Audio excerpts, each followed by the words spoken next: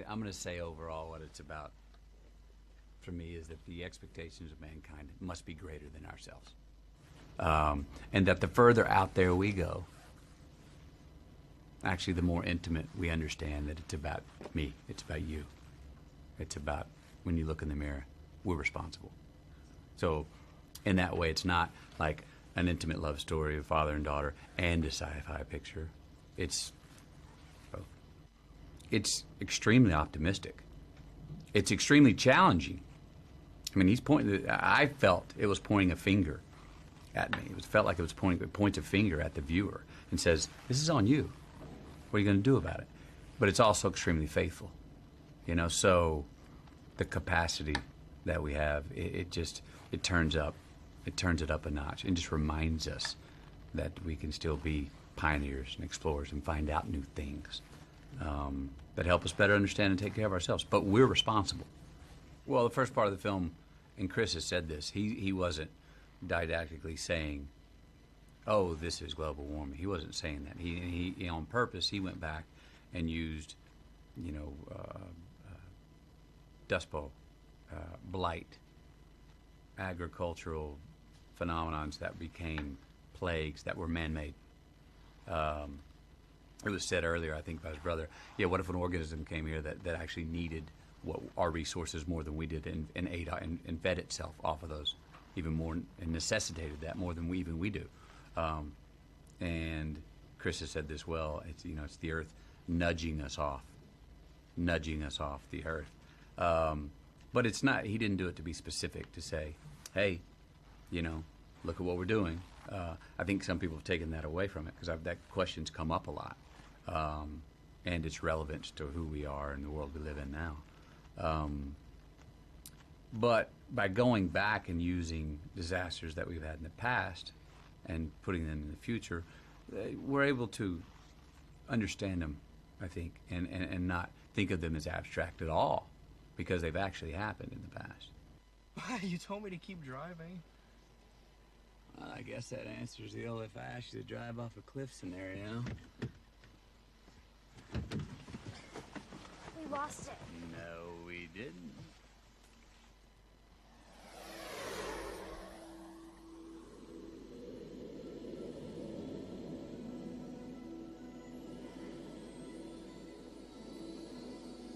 Want to give it a whirl?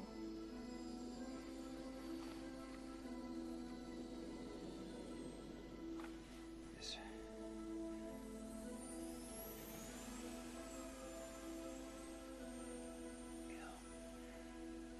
Let's lay her down right there at the edge of the reservoir.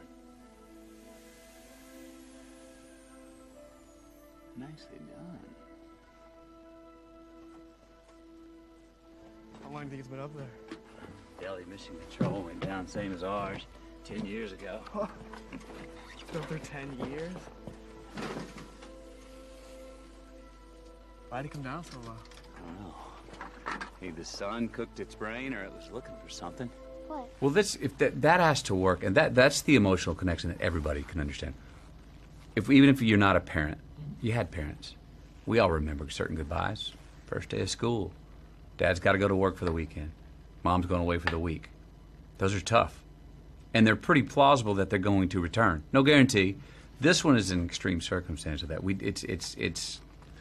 Look, Cooper means it completely when he says, I'll be back. But he does not know he'll be back. There's not a return ticket. And you look at people that go off to fight wars and battles, and they're going to be in harm's way. There's not a return ticket guaranteed. Well, this is the extreme of that, of not having a return ticket. I had to make sure Cooper was also going on a personal quest, and trust that the utilitarian, heroic side of saving mankind would come out of that. But also the fact that it's a personal dream that he's always wanted to live, and trust that heroic side will appear. Just to make him more human, I think, and for me to understand him more. It's hard to grasp. Oh, it's the right thing to do, and it can save mankind, so I should go. Well, I understood that, but I needed to really understand why Cooper needed to go for himself, for very selfish reasons.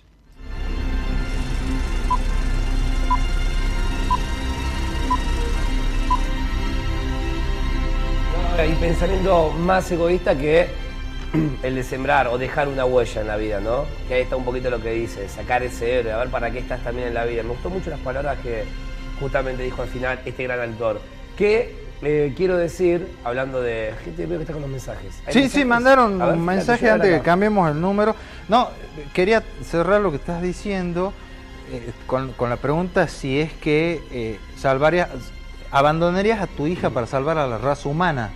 Esa es la pregunta. Es esa, que obviamente el móvil es la hija y la raza humana, van prácticamente de la mano, obviamente que potencia mucho más la decisión de salvar a tu hija, pero también ahí está, para poner en la balanza, que también hay algo que te mueve que es personal, ahí lo decía, el egoísmo puro debe dejar una huella, ser el tipo que, bueno, está bien, me muero, digo que la voy a ver, no la veo más, pero salvé la humanidad y le di un futuro a mi hija, siendo un héroe, que es distinto que morirse siendo uno más. En este caso, eso es el motor que a él lo motiva justamente, lo mueve para animarse a hacer ese viaje, ¿no? Me parece a mí. Sí, justamente estamos en el mes Nolan, acuérdate el hashtag, numeral mes Nolan, dice acá un televidente, ahora Nolan está preparando una de la Segunda Guerra Mundial, me emocionó de solo pensar lo que va a ser la mezcla de sonido, tremendo, tenemos televidentes muy eruditos, mandé el nombre amigo y el documento y la zona de donde nos estás viendo, así entras en el sorteo del póster y de las entradas para el cine ópera. Sí. Ahí estamos. No, después va a pasar que hay el cel, algunos mensajes. Si te digo algo sobre Nolan, te pregunto a vos, ¿qué representa Nolan? Si te lo comparo con Spielberg, ¿cuál es la diferencia que ves y qué plus tiene él por encima de él? Por encima, digo, ¿no? Por ahí Spielberg tiene otras Lo cosas que por encima. pasa que yo crecí con Spielberg y Nolan me agarra en el otoño de mi vida con películas increíbles. Lo que pasa es que Spielberg fue evolucionando Un mucho. transgresor y precursor, de hecho, de una línea. O sea, nueva es de un la ciencia tipo, ficción. claro, es un tipo que inventó un personaje imaginario que era un extraterrestre hasta recrear el holocausto nazi de los judíos. Sí. O sea, fue fluctuando, incluso Segunda Guerra Mundial, mira justo el mensaje del Son amigo. 2 o 3 películas que hace Spielberg de la Segunda Guerra Mundial. Tiene 2 Oscar como mejor director, pero Nolan está rompiendo con todo, ¿eh? Porque Nolan es lo que te digo, tiene esto de la inteligencia, lo racional, ciertos factores, y a veces las películas de Nolan tienen Sí. mucha narrativa también. Y le gusta mucho el realismo, que El es lo que realismo. vamos a ver un poquito Bueno, más adelante. En Batman siempre hicimos mención. Bueno, para esta película ya lo vas a ver en el detrás de escena que tenemos más adelante, en el detrás de cámara, que hizo una cosecha entera para quemarla, porque Claro. quería el realismo. Aparte, qué mejor sorpresa que el realismo en sí, ¿no? Claro. Lo que es probable, lo que se puede hacer, más allá de esa escena que se realiza, realmente se No, y están además quemando. jugás con el sentimiento de los actores, con Ahí el está. sentido, lo que siente el Esa actor. percepción ahí en real. No es lo mismo estar con una pantalla verde atrás que oliendo ese humo pestilente. Hablábamos de la diferencia de los dos agujeros, el agujero negro y el agujero gusano. Vamos a ver ahora qué pasa dentro del agujero de gusano, de este agujero ficticio que supuestamente en la narrativa de esta película, en el guión que escribieron los hermanos Nolan, habla de que alguien, alguna civilización lo puso ahí a ese agujero negro que está cerca, no sé, de Venus, no sé dónde anda, cosa de darle la distancia suficiente para que, porque por ejemplo, para ir a Marte necesitas 5 años. Por ejemplo, por Sí. decirte, y eso que está cerca a Marte relativamente. Una sonda tarda 5 años en llegar. Imagínate hasta Venus o hasta las proximidades de Andrómeda, nuestra galaxia vecina. Y es ahí el tema del combustible también que decía. Sí. Que no hay un combustible que aguante tanto. Sí, pero ojo, eso lo salvaron con la gravedad. La gravedad, el del- mismo impulso que da la gravedad. Claro, ellos se hacen tironear, hablando mal y pronto, por la gravedad del agujero de gusano. Como, ¿viste cuando te estás quedando sin nafta y vas en una bajada y lo soltás, lo pones en neutro y lo dejas que el auto se vaya para ahorrar combustible? Ellos hacen exactamente lo mismo en la película. ¿Tenés mensaje? Ahí estamos, bueno, estaban acá mandando diciendo siempre veo el programa, un saludo de vaqueros, mucha gente de vaqueros siempre Ujú. quieren participar. Después me gusta cuando se engancha gente nueva también, ¿no? Pasan los años, quinta temporada, y que aparezcan cinéfilos buenos, siempre para nosotros es un verdadero placer. Y en este caso, a ver, mensaje que dice, primera vez que veo el programa, quiero participar. En este caso es una chica, no dijo nombre, nada, pero bueno, estás participando, si podés mandar el nombre con las 3 últimas del documento mucho mejor. No, perdóname, el documento completo Entero por no, el ópera. no lo vamos a leer, pero con eso canjeas el pase para el cine ópera. Acá siguen, queremos participar por las entradas, felicitaciones por el programa, muchísimas gracias. Y este es el momento donde empiezan a llover mensajes. Y está bueno porque los leemos y ustedes tienen la posibilidad de ganarse 3 entradas para el ópera y también, como Víctor justamente ¿Y el póster? ahora... ¿El póster de la película? Vamos a mostrar ahora en pantalla el póster de Interestelar y Víctor va a ir contando qué se viene ahora en cinematografía. Ahora vamos a ver la explicación de los protagonistas, los productores. Sí, Mira, ahí está el póster. Este póster estamos regalando, es el póster original, cortesía de la gente del cine ópera. Vamos a analizar lo que sucede dentro del agujero de gusano, que es este personaje omnisciente que aparece, si corregime si lo usé mal el término omnisciente, le digo a la gente que está en la casa, de este agujero de gusano que particularmente dicen que es perfecto en su forma. Bueno. Nunca en el cine se había visto un agujero de gusano de esa Qué perfección. obsesivo Nolan, Claro, para eso lo contrató al profesor Thorne. Vamos con qué sucede adentro del agujero de gusano. Vamos, señor director.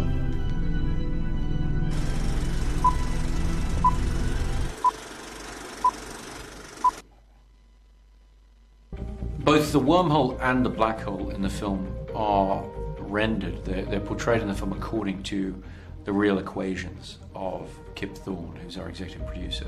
He gave the visual effects guys the reality of how those equations would tell you that light would be bent, around these objects and so forth.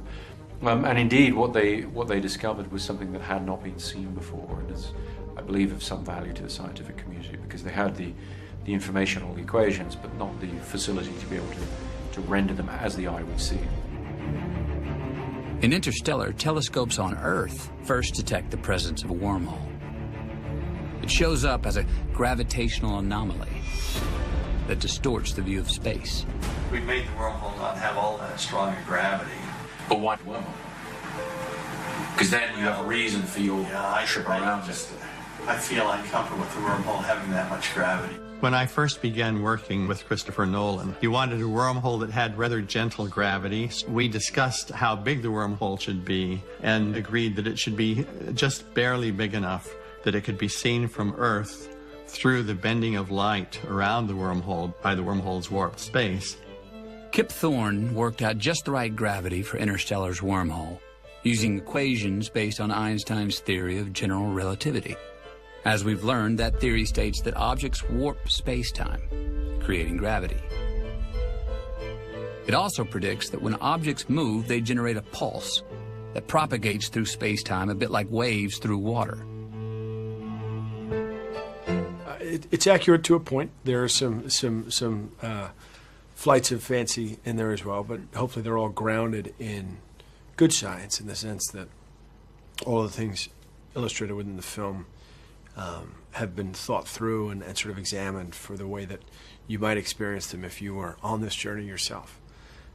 The idea of a wormhole, one of the things I found so fascinating about the concept of wormhole is its very existence would imply that an advanced intelligence had put it there.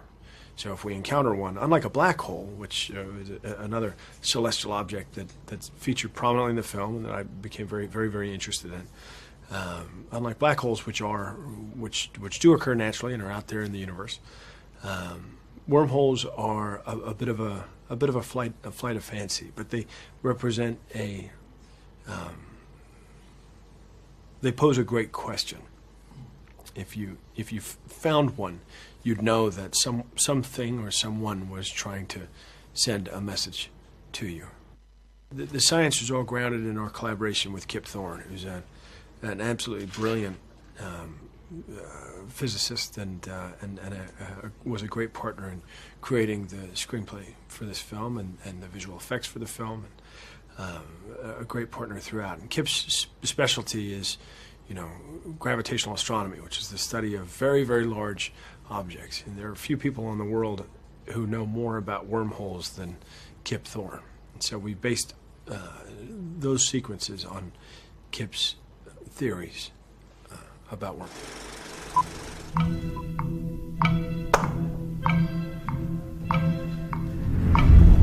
El último que digamos era Jonathan Nolan, el hermano. Sí, Edición sí, Para corregir, bueno. pero bien, perfecto. Increíble siempre la edición. Y ahora me ibas a preguntar algo. Sí, ¿cuál es la mejor escena de la película? Porque desde esta temporada alargamos con esta sección que es buenísima, que es ¿cuál es para vos la mejor escena de la película? Coincidimos recién. Sí. Para mí la de la ola. La de la Claudio ola. dijo otra, que era la ola. ¿Y qué otra, Claudio? Cuando se mete en el agujero. ¿El agujero? Dame, son películas, escenas. Sí. Elegimos esta de la ola por varios motivos. Primero, es alucinante ver el tamaño de esa ola, pero tiene un motivo porque ese planeta, son 3 los planetas candidatos, no te vamos a contar mucho la película, porque después de esto viene la película, pero hay 3 planetas candidatos, pero hay 2 que no sirven, digamos, no dan. Hay uno que es un solo océano, hay otro que es una cosa nevada de hielo espantosa que no sirve de nada, porque además ni siquiera se puede respirar bien, pero y el otro sí se puede, pero está un poco más lejos. Particularmente, lo que pasa en este planeta y la escena que vas a ver ahora, primero te vas a preguntar por qué no se le hunden las patas hasta por la gravedad, justamente. No se hunden en ese mar porque la gravedad no es igual. Y la otra, ¿cómo se puede producir una ola de esa? Porque la gravedad del agujero de gusano, que está próximo a ese planeta, está haciendo mucha fuerza por la masa que tiene, entonces se producen esos oleajes. Ese es el problema que tienen. Y el principal problema que tienen es el tiempo que pierden. Justamente lo que explicaba Kip Thorne, que el tiempo es relativo, el tiempo es diferente en un lugar del universo y en el otro el tiempo se estira como chicle. Que es el famoso ejemplo que dio Einstein cuando diseñó el puente de Einstein-Russell, que él dice que si tenés 2 astronautas gemelos, mandás uno al espacio y el otro lo dejas en la Tierra, el que se queda en la Tierra envejece más rápido que el otro. Cuando el otro vuelve más joven, ¿sí? Bueno, acá pasa una cosa similar y parecida, que bueno, es una verdadera desgracia por la singularidad. La singularidad era lo que ellos tenían que cuidar, porque una hora en ese lugar equivalía a décadas en el planeta Tierra. Entonces pasa lo que pasa en esta escena. Vamos a verla. Dale, vamos.